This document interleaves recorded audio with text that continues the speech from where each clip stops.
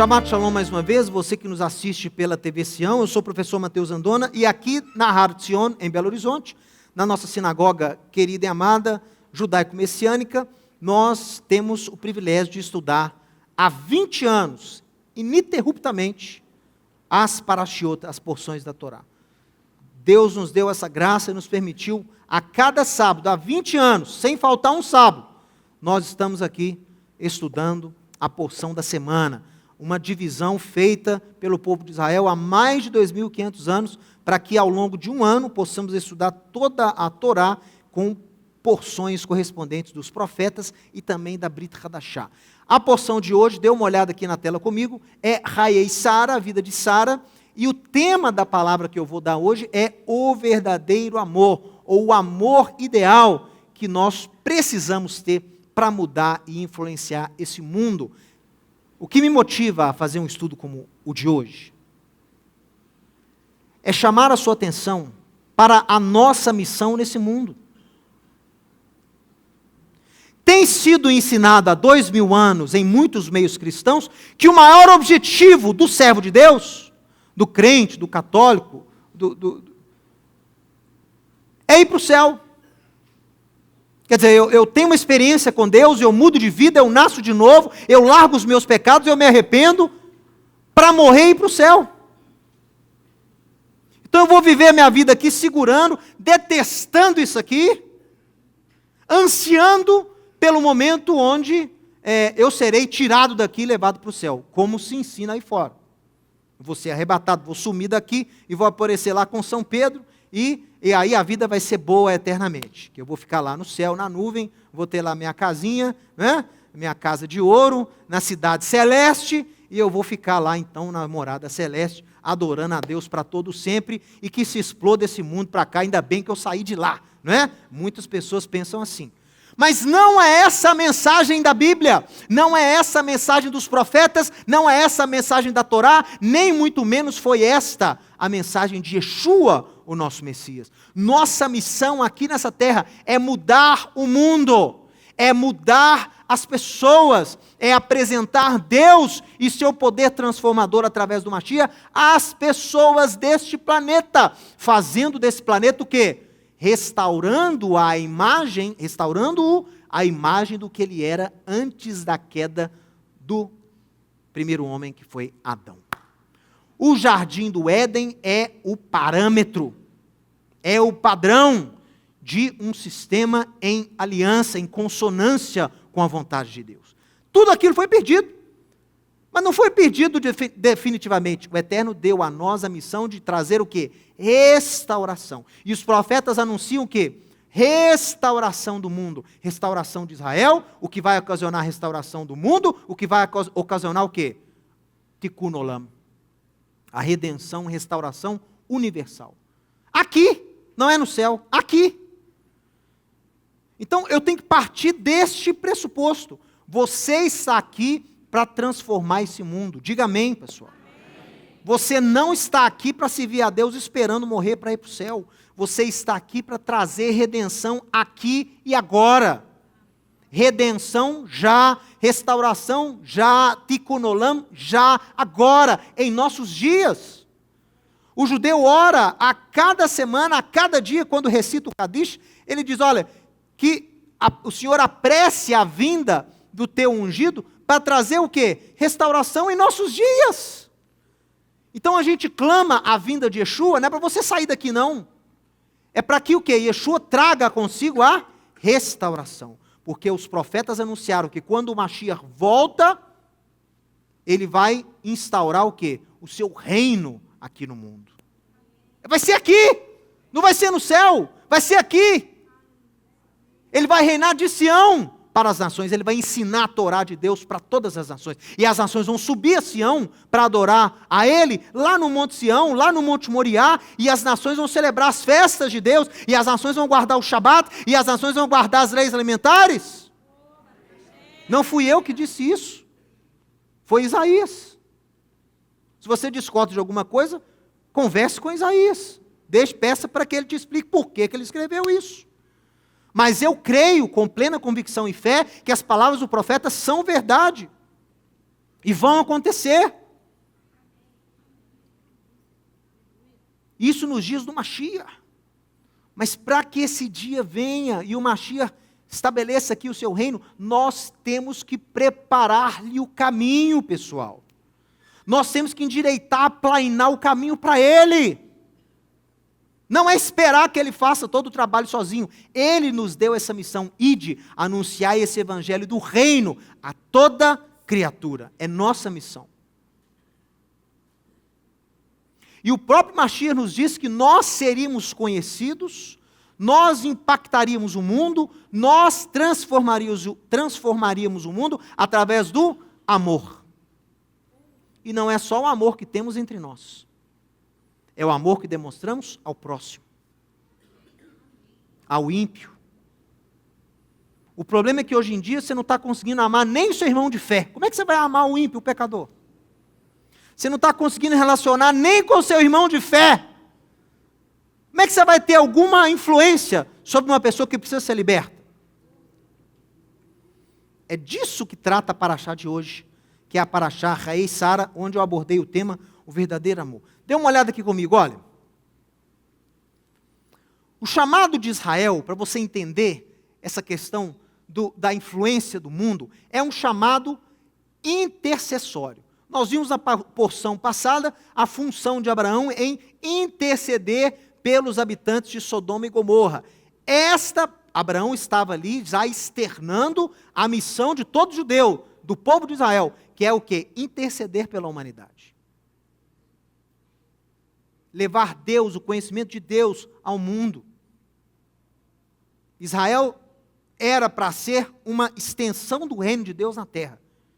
E as pessoas aprenderiam sobre os princípios divinos simplesmente vendo Israel. Devemos viver nossas vidas para sermos o veículo de salvação para as pessoas, com o intuito de aprimorar o próximo. Então, essa é a nossa missão. Você não vai implantar o reino do eterno, você não vai preparar o caminho para o rei, se você não começar a atuar nas pessoas, nos ambientes, na sociedade na qual você está plantado. Nós temos que exercer algum tipo de influência. Aliás, você sim exerce, todo mundo exerce alguma influência ao seu derredor. Ninguém não influencia ninguém, todo mundo influencia alguém. Ou você está influenciando bem, ou você está influenciando mal, ou você está sendo influenciado de alguma forma. Você não é um ET. Você não mora numa dimensão paralela. Você habita aqui, no mundo. Yeshua pediu, não oro para que Deus vos tire do mundo, que é o que muita gente quer. Tem gente que ora para sair do mundo. Ora para Jesus voltar logo. Ora para ter logo esse tal de arrebatamento, onde eu vou sair daqui. E que se exploda esse mundo para lá. Né? Eu estando bem, que me importa. Não é isso? Muitas pessoas têm esse pensamento, e isso vem lá, com raízes lá, de uma escatologia pervertida ou errada. Então nós temos que corrigir isso. Que tipo de influência ou amor você está exercendo sobre o seu próximo, hein? Eu coloquei aqui amor entre parênteses, porque é isso que eu quero que você entenda. Amor da forma correta é influência positiva. Vamos ver o que a Torá nos diz? Olha aqui. A Torá declara: não odiarás a teu irmão no teu coração, mas repreenderás o teu próximo e não elevarás sobre ele o pecado. Não te vingarás, nem guardarás ira contra os filhos do teu povo, mas amarás ao teu próximo como a ti mesmo. Eu sou Adonai. Yeshua lista esse como também um dos principais mandamentos que você deve guardar a todo preço. Amar a Deus sobre todas as coisas e amar ao próximo como a ti mesmo. Não há nada acima disso. Toda a Torá se resume nisso. Para que a gente possa entender os vários tipos de amor ou influência que homens de Deus tiveram ao longo da história, eu fiz aqui para você uma pesquisa. como alguns elementos das Escrituras influenciaram ou amaram a sociedade, as pessoas, os próximos das suas gerações. E aí você vai fazer um comparativo e você vai ver onde você se encaixa. Que tipo de amor você está exercendo para com o seu próximo. O primeiro indivíduo que eu quero chamar a sua atenção é Enoque. Lembra lá do Enoque? Lembra? Talvez você não lembre, porque a história dele foi muito curta, não foi? Qual foi a história dele? Olha, Enoque, segundo Gênesis 5:21, nasceu no ano 3139 a.C.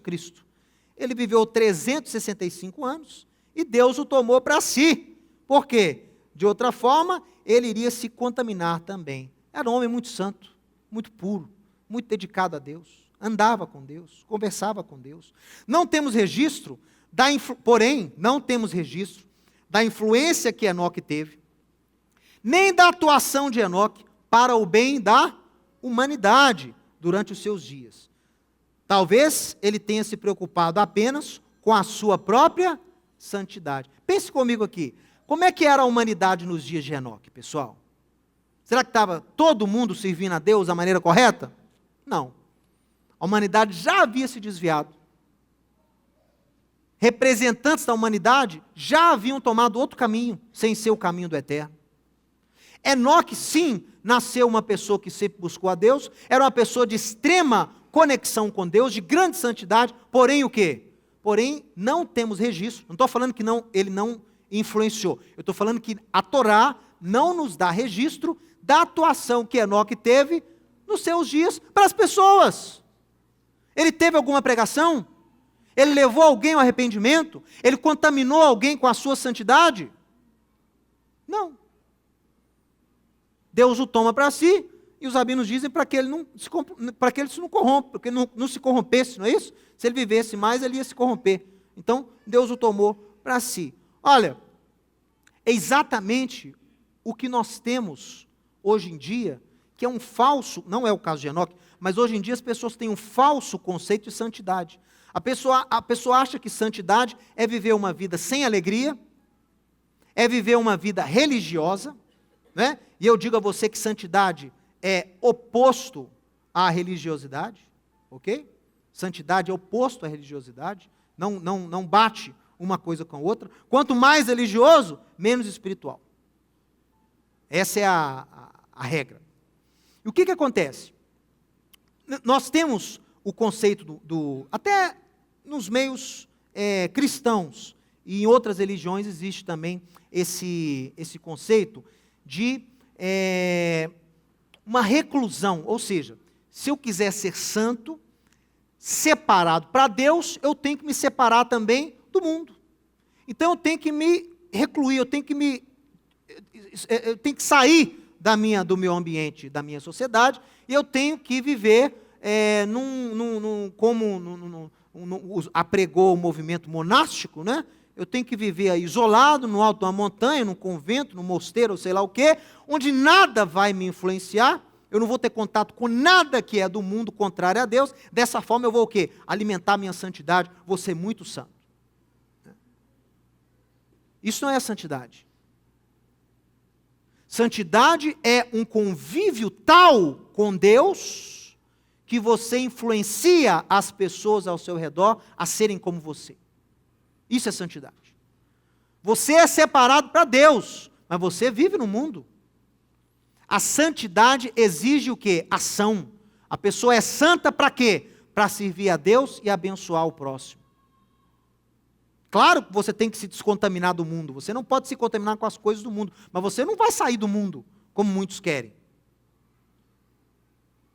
Ah, Mateus, mas e homens na Bíblia que tiveram que se recluir por um período, né? Tiveram que ficar aí num local distante, por um período.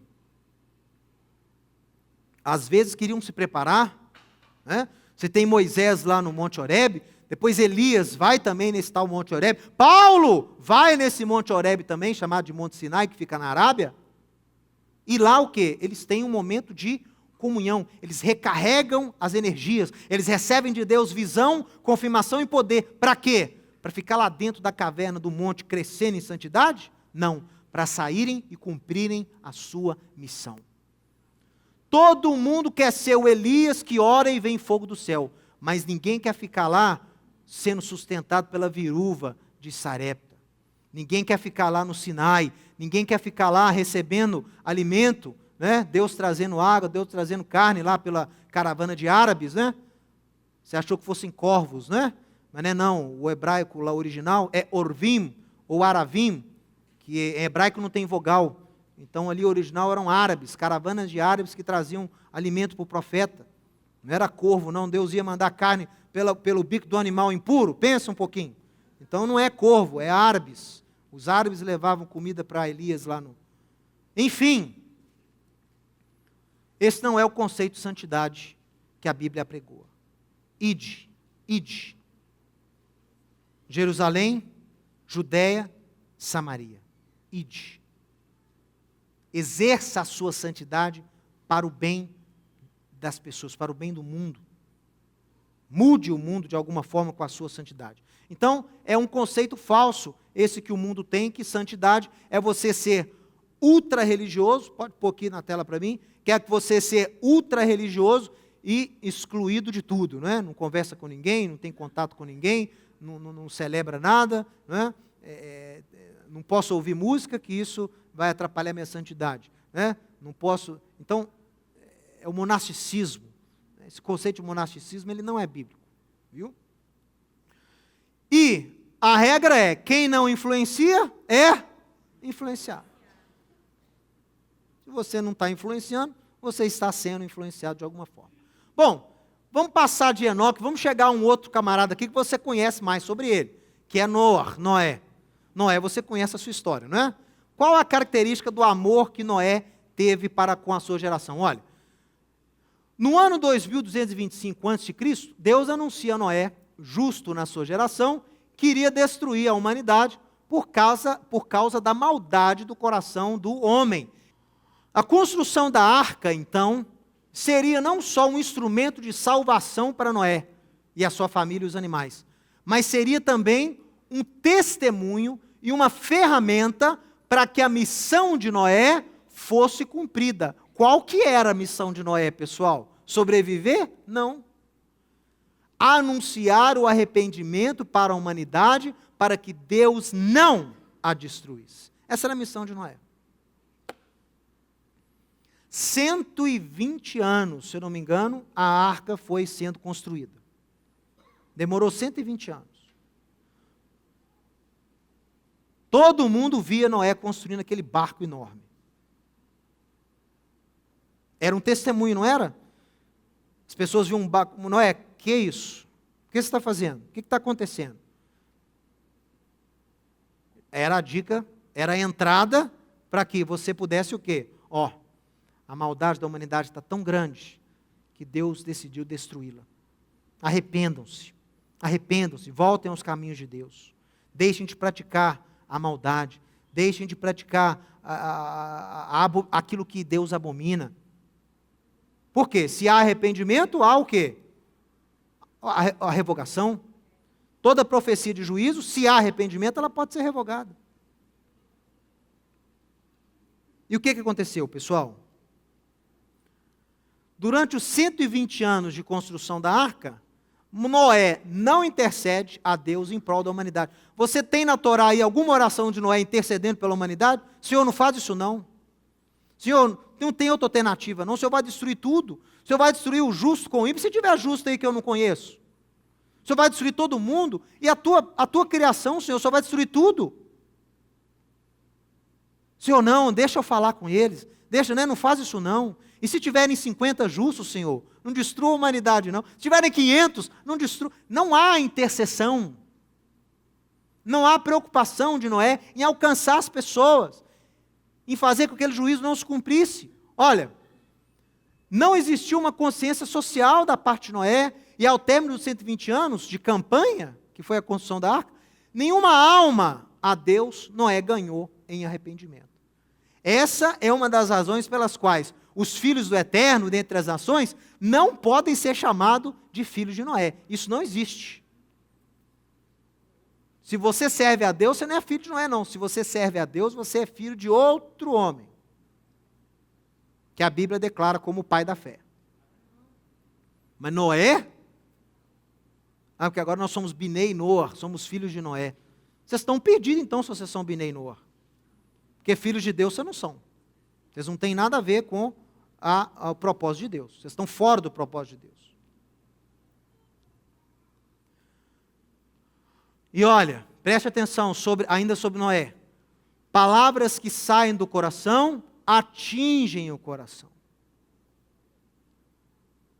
As pessoas percebem quando elas são a motivação dos nossos atos, ou quando estamos apenas exercitando a nossa própria justiça, obedecendo preceitos que nos farão ainda mais justos aos nossos próprios olhos.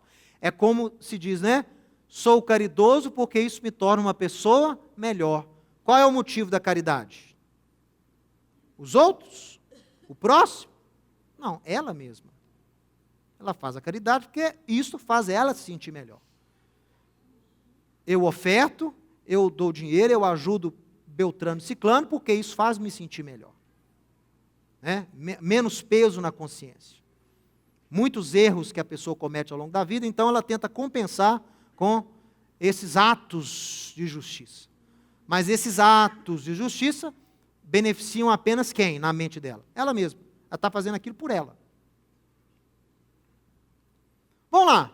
Agora sim, ó. Que tipo de influência Abraão teve sobre a sua sociedade? Esse, diferente de Enoque, diferente de Noé, já se preocupava com a população. Recebeu a missão de Deus, de anunciar o Deus único.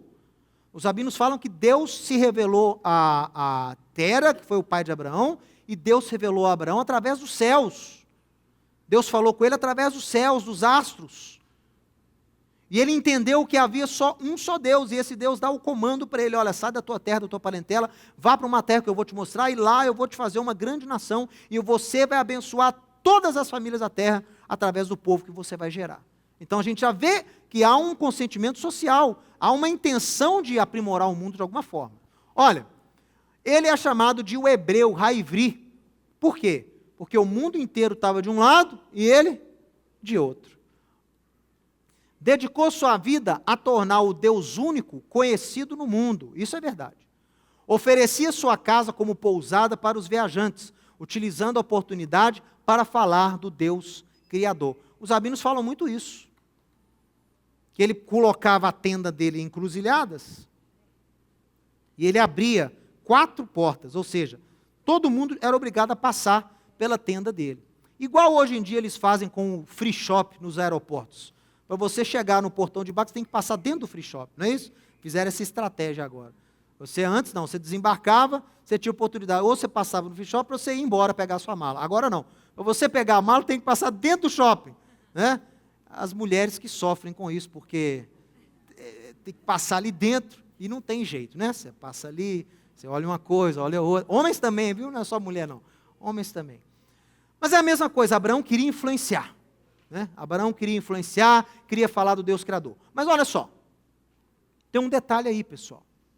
Tem um detalhe aí. Ele intercede em favor dos justos e não se agrada com a condenação dos ímpios. Lembra lá da paraxá passada? Sodoma e Gomorra? Ok. Intercedeu, tentou salvar o ímpio e o justo que estava ali. Porém, diga, porém, olha um detalhe que eu descobri sobre Abraão. O amor que Abraão tem é limitado. Porque ele é demonstrado ao ímpio visando a conversão do ímpio, a techuvá do ímpio. Assim que percebeu que a maldade de Sodoma era além da esperança, ele para de interceder.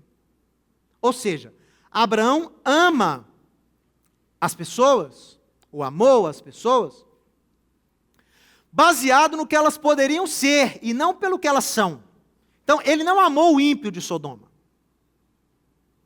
Ele amou o quê?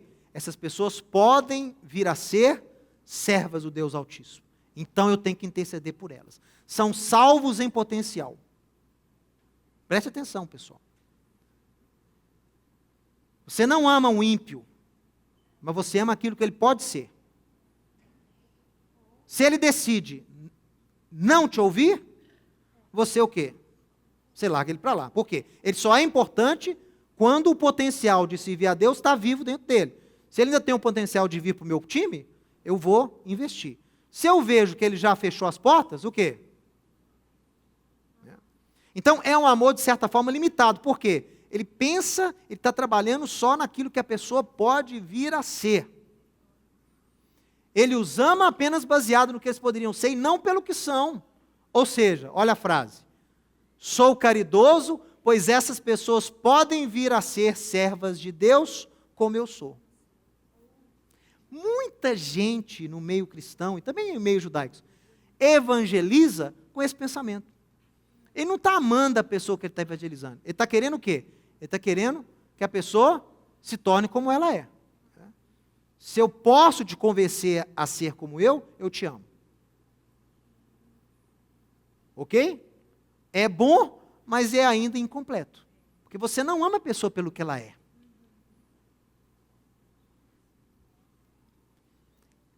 Vamos ver agora o exemplo de uma outra pessoa que nos abençoa, assim como Abraão, assim como Noé, assim como Enoque, pessoas que nos abençoam, viu? Mas possuem níveis de amor diferentes.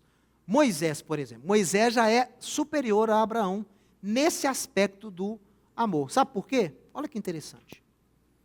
Ele demonstra um amor superior aos seus antepassados, porque ele considera o povo de Israel como seu povo, independente do estado espiritual do povo. Quando o povo peca, ele ainda se considera parte do povo. Quando o povo desobedece a Deus, ele ainda se considera parte do povo. Ele fala com o Eterno, né? Fala, olha, às vezes ele joga para Deus, esse aí é o teu povo, que o Senhor tirou do Egito, mas não abandone o teu povo, porque se o Senhor não for comigo, se o Senhor não for à frente do povo e de mim, eu não quero ir. Eu prefiro ficar com o povo e ficar com eles, longe da tua palavra. Eu prefiro entrar em maldição com eles, do que o Senhor não ajudá-los. Então, já é um nível diferente de Abraão. Olha só. Ele procurou suprir as demandas físicas e espirituais do povo, sem jamais exigir nada em benefício próprio. Ele intercede pelos justos e pelos ímpios do seu povo. Quantas vezes, pessoal, Moisés não tem que interceder para Deus não destruir o povo? O Senhor não faz isso não. Não faz isso não. O que as nações lá vão dizer do Senhor? Tirou-nos do Egito para nos matar no deserto? Não faz isso não. Por amor ao teu nome, poupa o povo. O povo é difícil, mas poupa o povo. Não faz isso não. O amor de Moisés e a preocupação de Moisés são exemplares. Mas, olha o porém. Olha aqui o porém. Porém, concentram-se exclusivamente a Israel. É lindo. Só que só Israel estava envolvido. E quem saiu com Israel do Egito. Não havia essa preocupação com as nações. Moisés não se oferece para a tarefa de libertar o povo. Oferece? Eis-me aqui para libertar o povo. O que eu tenho que fazer? Não. Ele é chamado. E ele tenta várias vezes o quê? Sair fora da missão. O Senhor chama outro, eu sou gago, eu tenho a língua presa, eu sou isso, eu sou aquilo, não vão me ouvir. Então ele não se oferece. E ele nem é escolhido devido ao grande amor que ele tem pelos seus compatriotas. O seu amor ao povo de Israel se sustenta no fato do povo ter sido escolhido por Deus. Então esse é o amor que ele demonstra, que é muito bom, mas tem uma certa limitação. A gente vê uma coisa parecida em muitos círculos judaicos. Porque as pessoas, às vezes, apregam um amor, né? Um amor ao próximo, que a Torá lá em Levítico proclama, o tratar bem o próximo, mas só para quem é judeu. O camarada que não é judeu, como eu vi uma vez um rabino tentando me explicar, a pessoa que não é judia, segundo alguns círculos judaicos, a pessoa não tem alma. O gentio não tem alma. Amar o próximo como a ti mesmo. Quem é o próximo? Meu irmão judeu. O próximo não pode ser não judeu. Quem não é judeu não tem nada a ver com eles. Eu me preocupo com quem é judeu. Né? O gentio não tem alma. Imagina só, uma pessoa fala que o gentio não tem alma, está indo contra o quê? O próprio chamado de Deus a Abraão. Como é que vai abençoar as nações da terra se para você as nações da terra não têm alma, não têm esperança, não têm vida futura?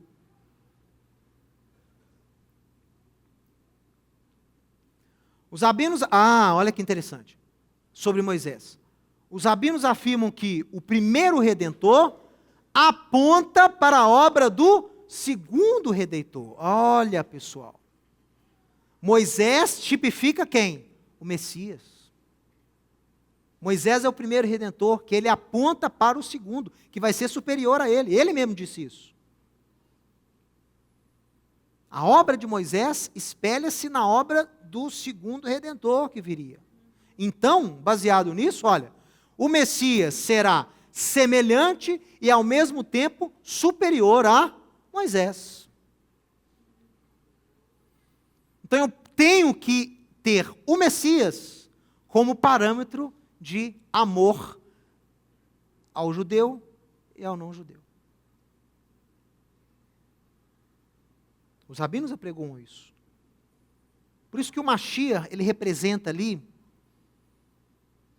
todo o aspecto divino em corpo. Tudo que você pode compreender da divindade de Deus está no Mashiach. De uma forma que você pode se relacionar. Que a presença do Deus Criador dificulta a existência do homem como mortal, do jeito que você é hoje. Se você, do jeito que é hoje, se for colocado diante da glória de Deus na sua totalidade, você é fulminado instantaneamente. Você não sobrevive. Esta matéria não sobrevive à presença de Deus na sua plenitude. Então, Yeshua, qual que é o conceito de Messias na Bíblia? São todos os atributos do Eterno, a sua divindade, a sua grandeza, a sua beleza, o seu poder, a sua soberania, materializados na forma de um indivíduo, representante e com a mesma essência desse Deus, que pode, então, o quê? Demonstrar todos esses atributos de Deus à humanidade, de forma que a humanidade entenda e se relacione com Deus. É um mediador. O judaísmo não crê em mediador. Não? Moisés era o quê, então? Arão era o quê, então? Claro que crê em mediador. O povo mesmo pede para Moisés falar em nome deles, porque eles não queriam ter contato com a santidade de Deus. Só que o maior mediador é o próprio Mashiach. Paulo fala isso, né? Porque o Messias, ele o quê? Nele habita corporalmente a plenitude da divindade de Deus. Vocês estão entendendo? Ele é o Deus conosco. Ele vem em missão do Pai, com todos os atributos do Pai, para se relacionar conosco, para trazer o Pai a você, de forma que você compreenda, entenda e sobreviva.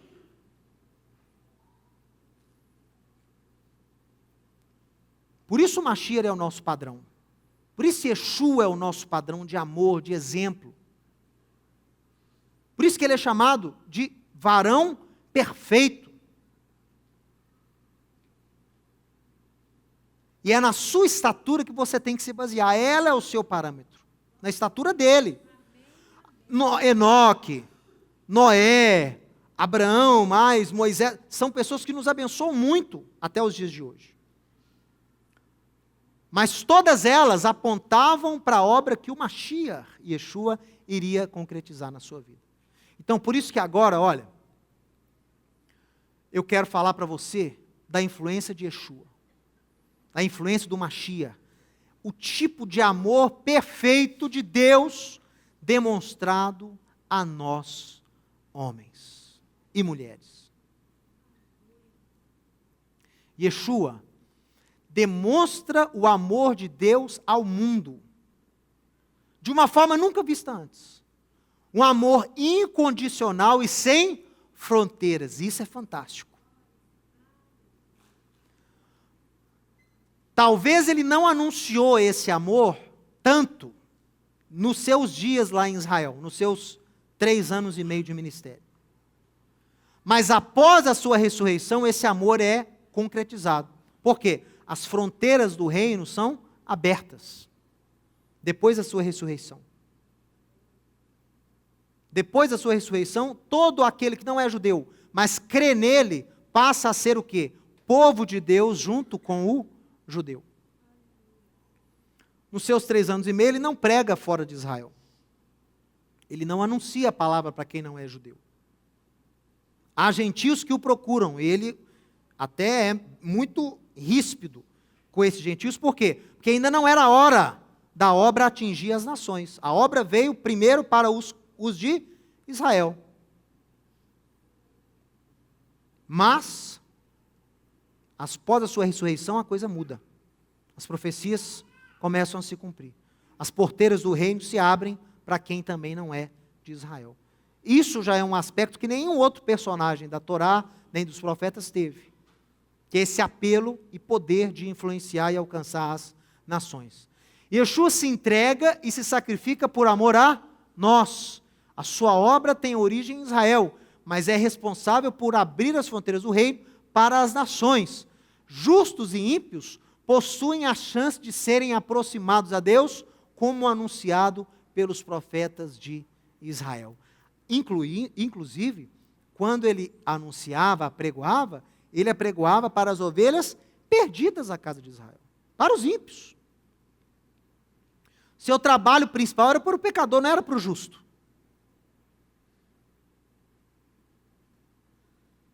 E o amor que ele demonstra ao ímpio, pessoal, ao pecador, não é um amor que Abraão nem que Moisés demonstraram. É muito superior.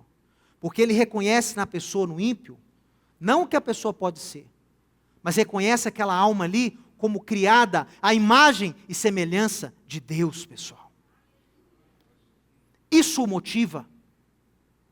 Então, quando você vê uma pessoa praticando algo que não agrada a Deus, quando você vê uma pessoa num caminho que vai dar na morte, vai dar em morte, você pensa assim, puxa vida, uma pessoa praticando tanta maldade, desagradando tanto a Deus, vivendo tão distante dos caminhos de Deus, uma pessoa que foi criada à imagem e semelhança de Deus. Lá dentro desse ímpio, lá dentro desse pecador, tem uma fagulha do divino, tem uma fagulha de Deus que está lá dentro, amordaçada pelo pecado, presa pela iniquidade, mas está lá dentro.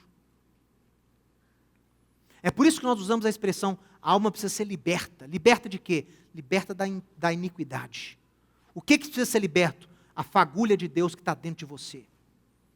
E essa fagulha está dentro de todos os homens e mulheres da humanidade, porque nós, todos, fomos criados à imagem e semelhança de Deus.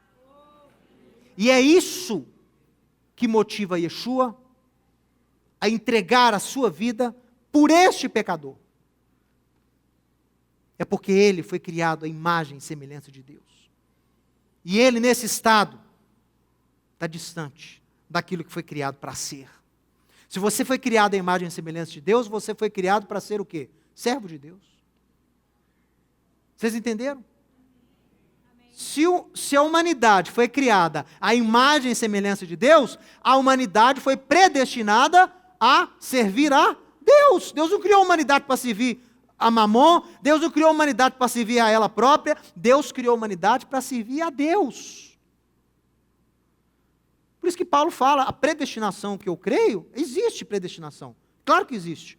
Você e eu fomos criados predestinados a sermos servos de Deus. A humanidade inteira. Pessoal, por que eu estou dizendo isso? Porque você tem que começar a ver as pessoas com esses olhos. Com os olhos de Yeshua. Não é com os olhos de, vou ganhar mais esse para a minha denominação, para a minha religião. Esse aqui pode, esse aqui pode ser um bom crente. Eu vou ajudar esse aqui porque eu tenho que ajudar alguém. Me faz sentir bem. Então, você tem que ver as pessoas como servas de Deus no potencial. Olha só. Yeshua odeia o pecado, mas ama o pecador pelo que ele é. O que o pecador é? Criado à imagem e semelhança de Deus. O pecador é. Ele não deixa de ter sido criado à imagem e semelhança de Deus porque ele está em pecado. Quem está entendendo aí? Não sei se eu estou me fazendo claro. Mas é um outro ponto de vista, pessoal. E assim que o judaísmo, desculpa eu estar falando isso aqui, mas é verdade, assim que o judaísmo bíblico entende o ser humano, ou deveria entender o ser humano. Olha só. Por amor ao Pai e a nós, Yeshua deixa a sua glória e majestade para morrer pelos nossos pecados como homem. O Rei da Glória fez-se maldição por pecadores como eu e você. Pessoal,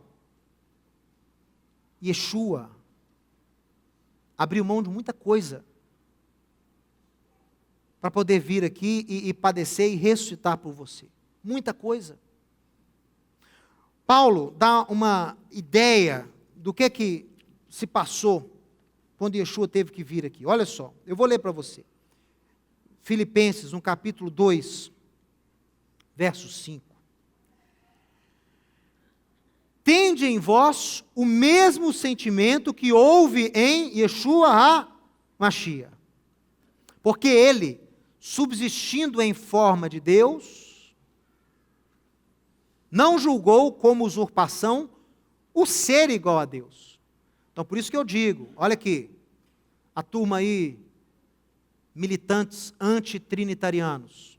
Eu não creio na trindade como foi criada lá em Nicéia, no século IV. Eu não sou trinitariano de acordo com o que criaram lá no século IV. Mas,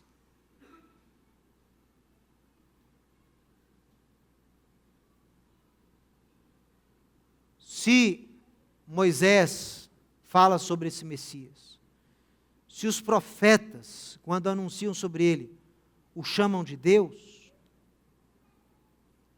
ele não é um simples enviado de Deus. Ele não é um simples mensageiro de Deus. Ele possui em si a divindade de Deus. Ele possui a missão, ele possui a essência, ele possui o caráter, ele possui a autoridade que lhe foi dada. Ele é Deus. Se você tem problema com isso, discuta com Jeremias. Porque Jeremias fala que naqueles dias, quando ele vir e salvar Judá, o seu nome será Yud Rei Vav Rei Tzidkenu. Jeremias chama Yeshua de Adonai Tzidkenu. Yehovah, o tetragrama Tzidkenu, Senhor nossa justiça. Isaías chama ele de maravilhoso conselheiro, Deus forte, Pai da eternidade, Príncipe da paz. Se Jeremias o chama de Deus, Isaías o atesta como Deus forte, quem sou eu para falar que ele não é?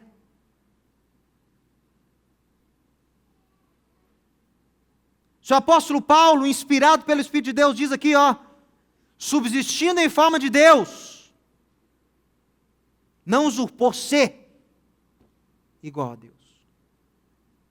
Antes, verso 7, a si mesmo se esvaziou, assumindo a forma de servo, tornando-se em semelhança a homens e reconhecido em figura humana.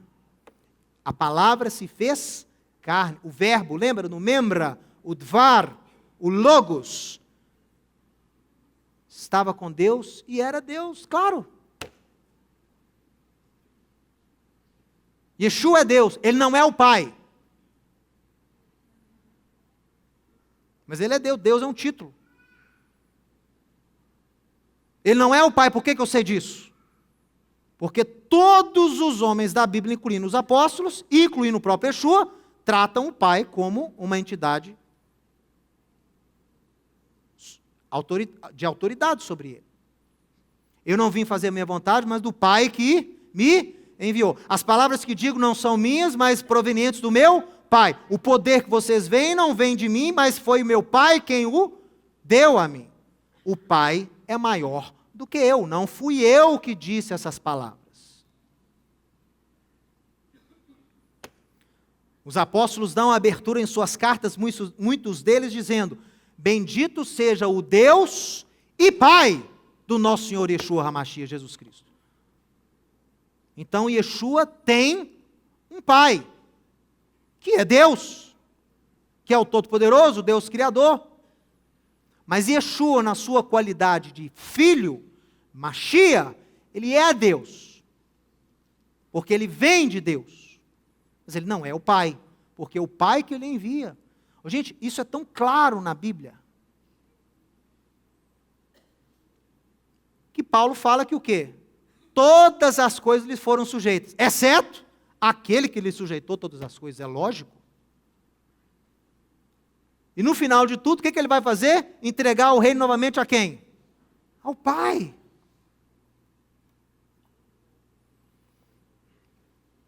Ah, Mateus, é muito difícil distinguir, é claro.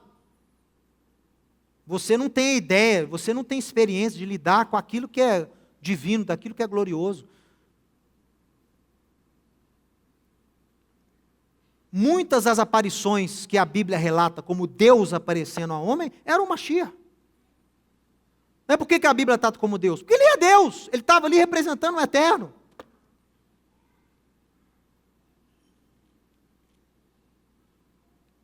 Davi entendeu quando disse o Senhor ao meu Senhor. Ele entendeu.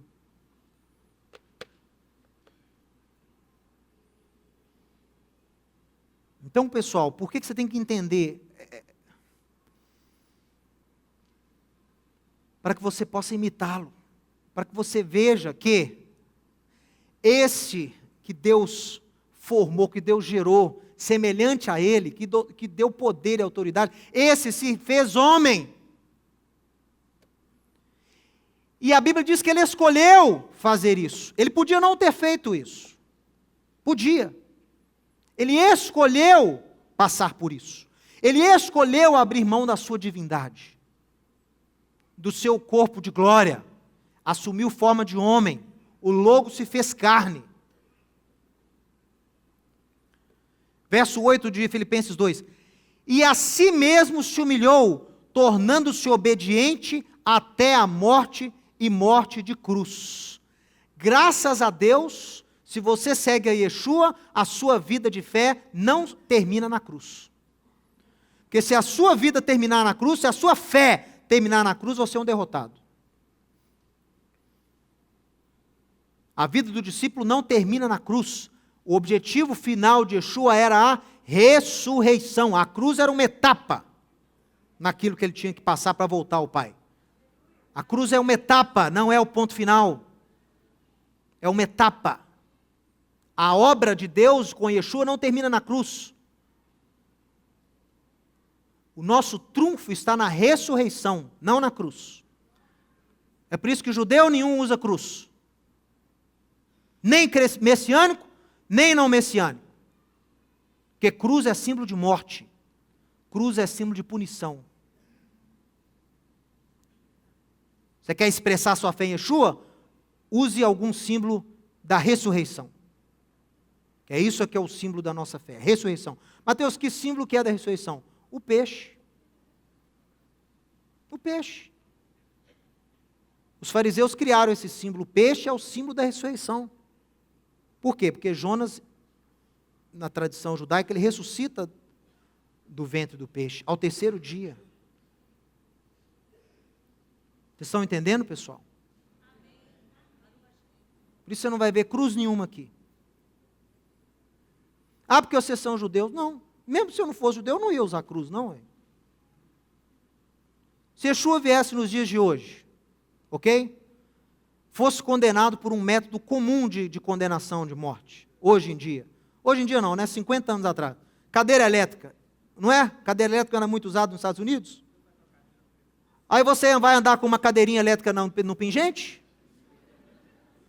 Pensa, é a mesma coisa. A cruz era um instrumento de morte nos dias dos romanos.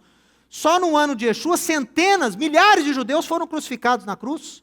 Era elemento de juízo de morte. Você não anda com cadeirinha elétrica. se tivesse vindo aqui, estou sendo um pouco radical assim, porque para o judeu, cruz é símbolo de morte. E o seu Redentor não morreu não, pessoal. Ele está vivo. Ele está vivo.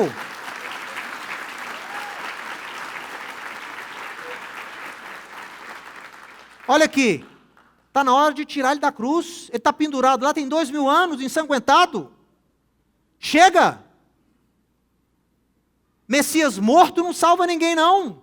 Messias pregado numa cruz, todo arrebentado, não salva ninguém não.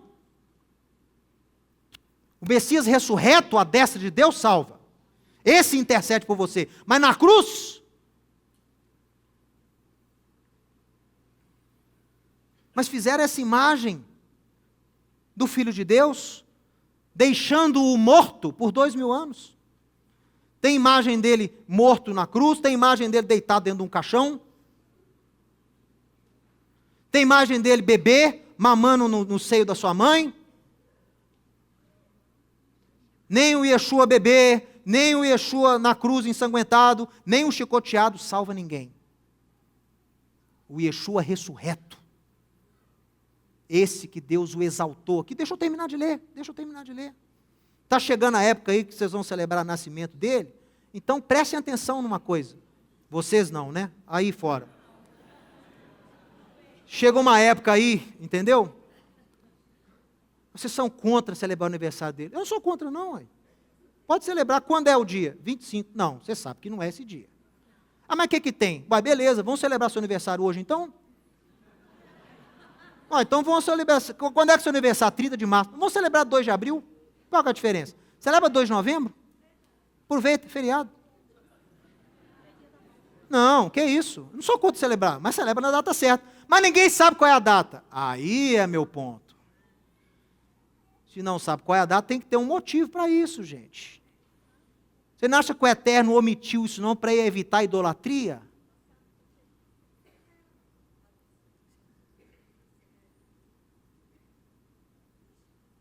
Todo mundo sabe que ninguém de Jesus nenhum nasceu 25 de dezembro.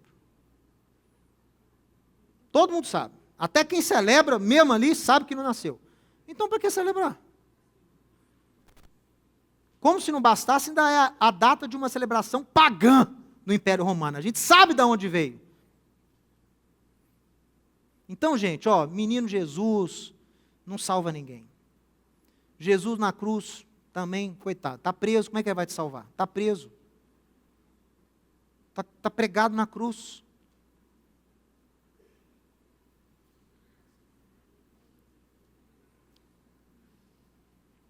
Por isso que a gente fala, a questão não é ser salvo ou não ser salvo. A questão chama plenitude de fé. Qual é o tipo de fé, qual é o tipo de amor que você tem vivido? Que plenitude tem sido o seu amor? Se você não entende aquele que tem que ser o seu padrão, a sua referência, você não vai conseguir agir como ele agiria.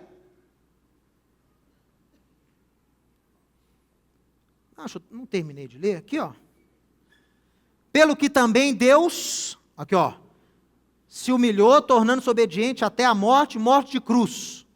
Pelo que também Deus o exaltou sobremaneira e lhe deu o nome que está acima de todo nome, para que ao nome de Yeshua se dobre todo joelho, nos céus, na terra e debaixo da terra, e toda língua confesse que Yeshua HaMashiach é Senhor para a glória do Deus Pai. Ok?